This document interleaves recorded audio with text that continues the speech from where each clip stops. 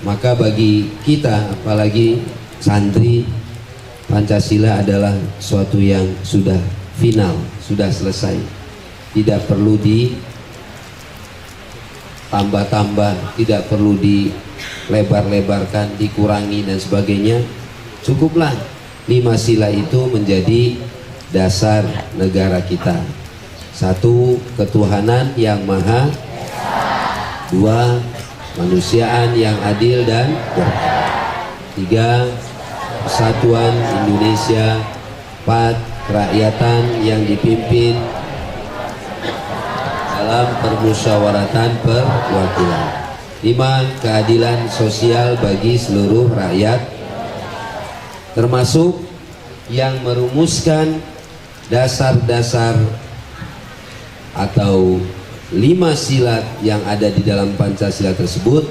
Banyak tokoh umat Islam, para kiai, para ulama yang merumuskan Pancasila tersebut. Nah, jadi kita tidak membahas tentang Pancasila karena Pancasila suatu yang sudah final.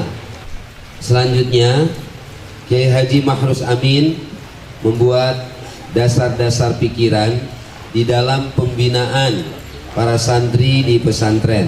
Ini wabil khusus untuk Bapak Ibu guru, Ustadz Ustazah, dan para pengurus OSMN dan pengurus rayon kelas 6, kelas 5, bahwasanya di dalam pembinaan santri harus ada pedoman-pedoman yang disebut dengan Pancabina. Sebutkan, Pancabina. Jadi dalam pembinaan santri harus ada dasar-dasar pembinaan. Ustadz Ustazah, tolong kita semuanya buat dasar-dasar, atau kita diberikan dasar-dasar dalam pembinaan para santri dan santriah kita. Buah pikiran dari Kiai Haji Mahruz Amin. Yang pertama, bertakwa kepada Allah Subhanahu wa Ta'ala. Jadi pembinaan pertama, bagaimana santri dan santriah termasuk kita semuanya, bagaimana dalam kehidupan di pesantren ini dari hari ke hari, dari minggu ke minggu, bulan ke bulan, tahun ke tahun, bertambah takwanya kepada Allah Subhanahu wa Ta'ala. Takwa artinya menjalankan semua perintah-perintah Allah dan menjauhi semua larangan-larangan Allah. Ya ayyuhalladzina amanu taqullaha haqqa tuqatih wa la tamutunna illa wa antum muslimun. Itu dasarnya. Karena ketakwaan itu harus dipegang teguh mulai dari lahir sampai kita ajal menjelang dan sampai nyawa kita berpisah dari jasad kita. Itu harus berbekal takwa kepada Allah. Barang siapa yang bertakwa kepada Allah, maka Allah akan memberikan jalan kemudahan di dalam hidupnya, memberikan rezeki yang dibutuhkannya. Wa may yattaqillaha yaj'al lahu makhraja wa yarzuqhu min haitsu la yahtasib.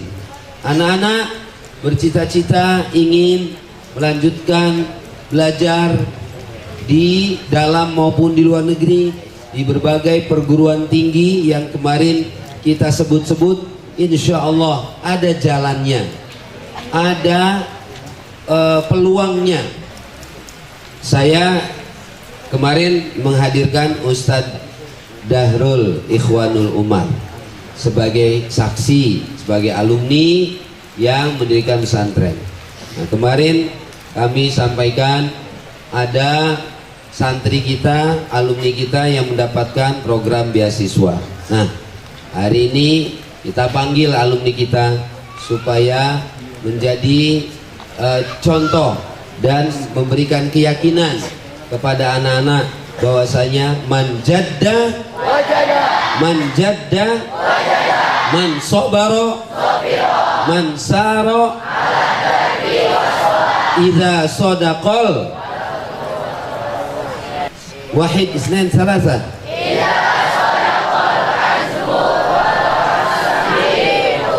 Kalau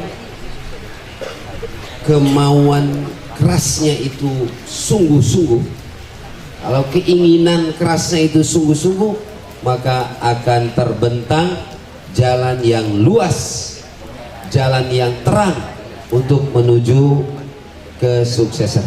Silakan. Nanti memperkenalkan diri, kemudian menyampaikan pengalaman-pengalaman belajar di pesantren sampai mendapatkan peluang jalan untuk lanjutkan untuk menuntut ilmu, ya. Jadi saya tidak akan bercerita banyak, langsung saja kepada yang mengalaminya. Sebelumnya perkenalkan, nama saya Dio Gunawan. Kemudian untuk program beasiswa santri berprestasi, kita alhamdulillah pondok pesantren setiap tahun selalu ada satu orang perwakilan yang dapat beasiswa tersebut. Salah satunya adalah yang pertama itu di angkatan 2015, angkatan 15 itu ada namanya Kak Wilda Soleha. Hari ini besok akan melangsungkan sidang untuk kelulusan. Kita doakan sama-sama semoga Kak Wilda ini lulus tepat waktu. Amin. Kemudian yang kedua itu angkatan 16, yaitu saya sendiri, Dio Gunawan. Kemudian yang ketiga angkatan 2016 juga, jadi dia ikut 2 kali program beasiswa ini. Yang periode pertama dia ikut belum berkesempatan lolos, kemudian yang kedua dia ikut lagi dan alhamdulillah lolos di UIN Sunan Ampel Surabaya. Ada yang tahu Sunan Ampel? Iya. Terus di periode 2017 ya, angkatan 17 itu sebenarnya ada tambah satu namanya Kasinta dan dia satu jurusan di UIN Jakarta. Kemudian yang terakhir kemarin baru itu ada Kak Alawi, sekarang dia lulus di Al-Azhar Kairo Mesir, dan itu salah satu program beasiswa yang sama gitu. Jadi untuk program beasiswa santri berprestasi ini ada beberapa universitas yang dibuka, kayak Universitas Gadjah Mada, kemudian Institut Teknologi Bandung, itu cuman satu angkatan aja dibuka, kemudian setelahnya udah nggak ada. Begitupun dengan Universitas Indonesia.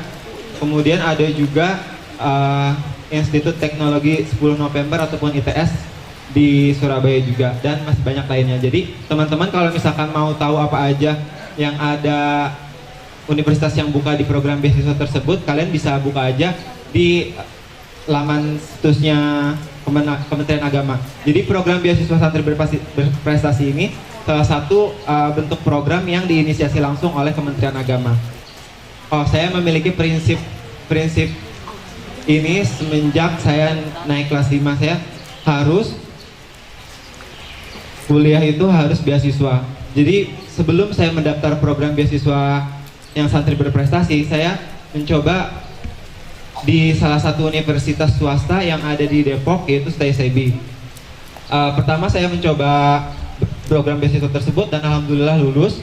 Kemudian yang kedua saya pikir, saya kan jurusan IPA sebelumnya backgroundnya. Kemudian saya ternyata ambilnya di STISB itu ambilnya akuntansi, sedangkan akuntansi lebih condong ke IPS. Nah, gimana caranya saya dapat beasiswa untuk satu linear, satu jalan dengan background saya sebelumnya. Melihat ke belakang, saya dapat bahwa Kak Wilda itu lulus dalam program beasiswa santri berprestasi di salah satu universitas negeri yang ada di Ciputat, UIN Jakarta. Nah, kemudian saya tanya-tanya terus. Nah, sebenarnya dari kita berlima itu kenapa bisa mencapai program tersebut? Karena saya Fakultas Ilmu Kesehatan, jurusan Kesehatan Masyarakat, dan berfokus terhadap keselamatan dan kesehatan kerja. Karena ilmu-ilmu yang didapatkan di pesantren itu memang benar-benar dapat kita gunakan di masyarakat umum gitu. Nah, sebelumnya juga hal-hal yang diujikan di dalam beasiswa tersebut memang semuanya dipelajari di pesantren gitu, khususnya untuk di bidang bahasa. Nah, berbicara terkait bahasa, pondok pesantren kita salah satu bahasanya yang cukup bagus karena kan aneh juga berkumpulan orang-orang santri yang dapat beasiswa itu pesantren Madinatun aja salah satu yang cukup bagus untuk bahasanya. Jadi saya berharap mulai dari sekarang kalau misalkan teman-teman semuanya mau mendapatkan beasiswa, kalian bahasanya harus diperkuat lagi. Jangan dikit-dikit ngeluh. Jadi tolong semangat, yakin bahwa kedepannya bahwa apa yang dipelajari sekarang bakalan berbuah di masa depan nanti. Ya, kalau untuk kendala sendiri, belajar memang pasti ada up and down-nya. Jadi untuk belajar di ilmu ilmiah itu memang agak sulit karena kita mempelajari kayak kimia, fisika dan juga biologi itu lanjutan. Jadi sebenarnya semuanya tuh tetap ada kendala, tapi dengan kita belajar terus menerus kita bakalan bisa. Oh iya, jadi sedikit memperkenalkan terkait jurusan kakak sendiri. Jadi jurusan kakak itu tadi sebelumnya adalah kesehatan masyarakat yang berada di naungan Fakultas Kedokteran dan Fakultas Ilmu Kesehatan. Nah, kalau di Kadio sendiri itu jurusan kesehatan masyarakat itu banyak bidangnya. Di situ ada bidang promosi kesehatan, bidang keselamatan dan kesehatan kerja, dan epidemiologi juga. Jadi untuk prospek kerjanya ke depan, kalau di bidang keselamatan dan kesehatan kerja itu ada di berbagai bidang seperti engineering, kemudian ada di konstruksi, kemudian ada di industri migas, kemudian ada di offshore seperti kayak migas dan minyak dan gas, kemudian pertambangan dan lain-lain sebagainya. Itulah Kak Dio Gunawan yang sebentar lagi tamat dari Fakultas Kedokteran ilmu jurusan kesehatan masyarakat. Nantinya bisa menjadi kepala rumah sakit. Yang kedua dari Pancabina yang kedua berakhlak mulia. Apa? Ya, Pancabina yang kedua berakhlak mulia. Baginda Rasulullah Sallallahu Alaihi Wasallam diutus oleh Allah ke muka bumi ini, salah satu tujuannya adalah liutammima al-faslu sadis wahid isnain thalatha minal awal marratan ukhra wahid isnain thalatha.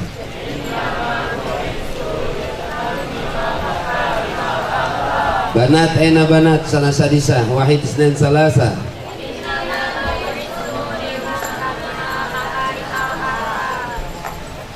Innama bu'ithtu liutammima makarimal akhlaq likulli